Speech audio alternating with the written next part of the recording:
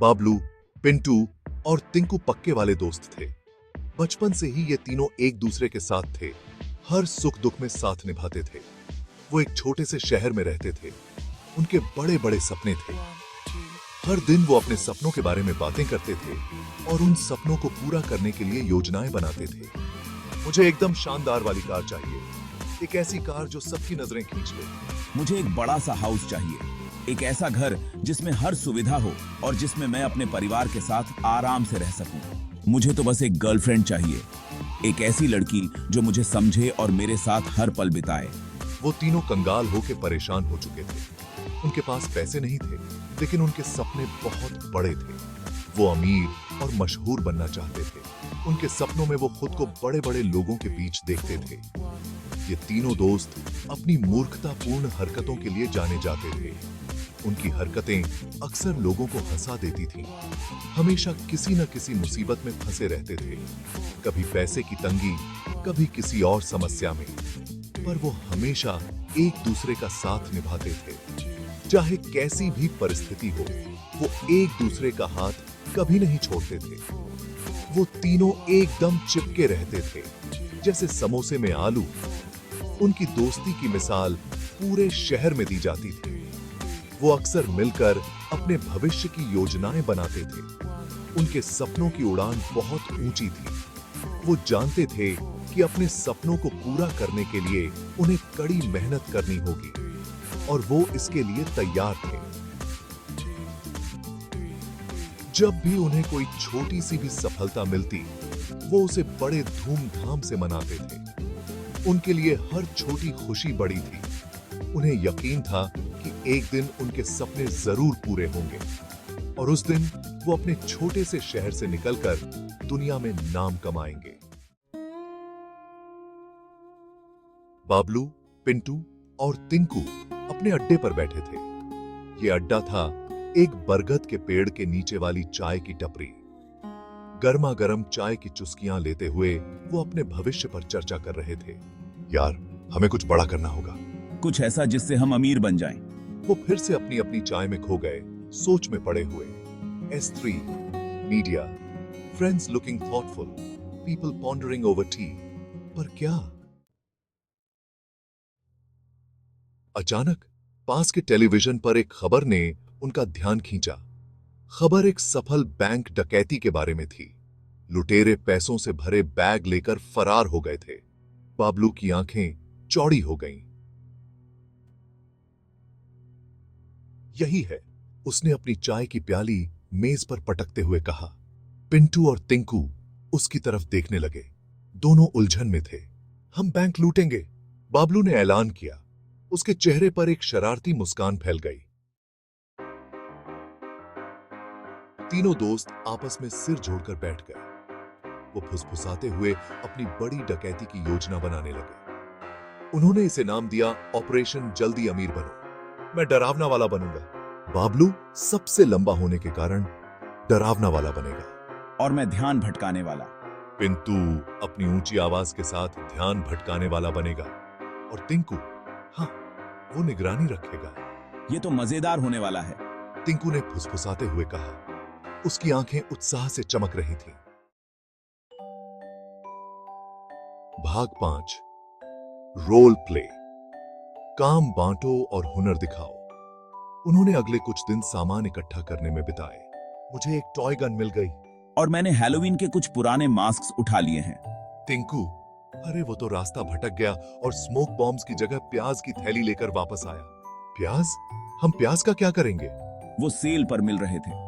तीनों हंसी में फूट पड़े। ये तो बड़ा मजेदार होने वाला था। भाग 6, डी डे की गड़बड़, मास्क वाला कांड। यह कहानी है 3 दोस्तों की जो एक बैंक डकैती की योजना बना रहे थे।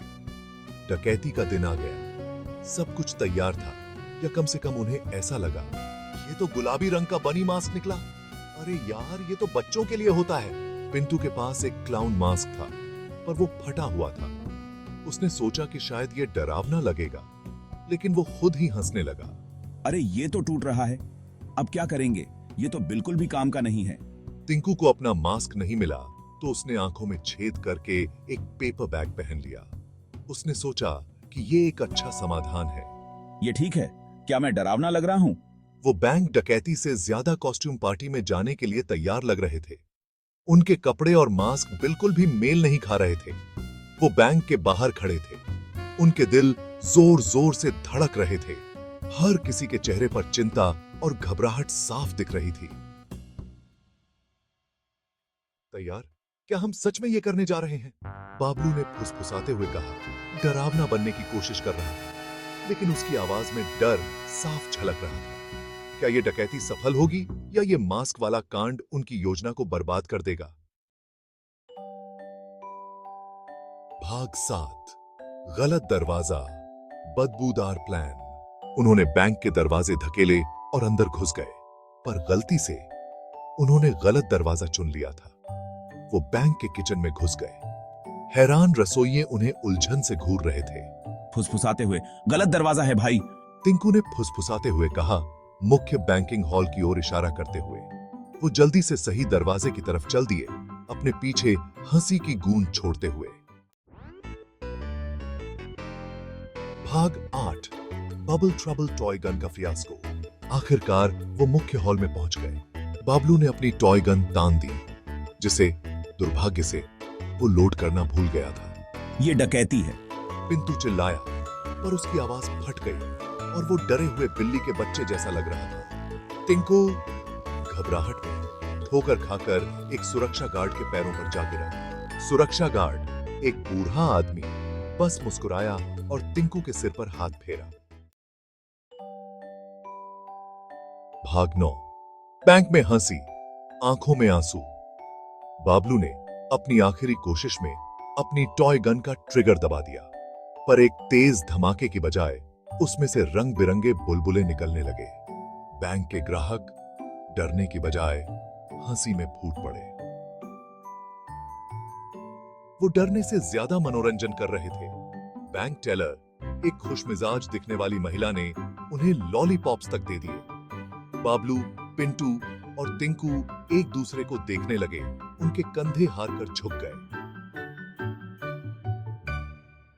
भाग 10, पकड़े गए, गलतियों की कॉमेडी।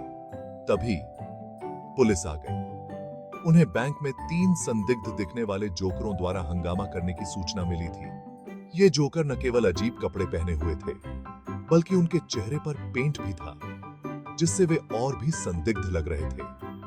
पुलिस अधिकारियों को जो नजारा दिखा, वो डकैती से कोसों दूर था। वे सोच रहे थे कि यह कोई मजाक है या असली डकैती। उन्होंने देखा कि 3 दोस्त बुलबुलों से सराबोर बैंक टेलर से कैंडी ले रहे हैं। यह दृश्य इतना हास्यास्पद था कि पुलिस भी अपनी हंसी नहीं रोक पाई। लाफिंग, यह तो हद ही हो गई। अधिकारी भी अपनी हंसी नहीं रोक पाए। वे सोच रहे थे कि आखिर ये लोग क्या करने की कोशिश कर रहे थे। बाबलू, पिंटू और टिंकू को गिरफ्तार कर लिया गया। वे तीनों अब भी हंस रहे थे, जैसे कि उन्हें अपनी गलती का एहसास ही नहीं हो रहा था।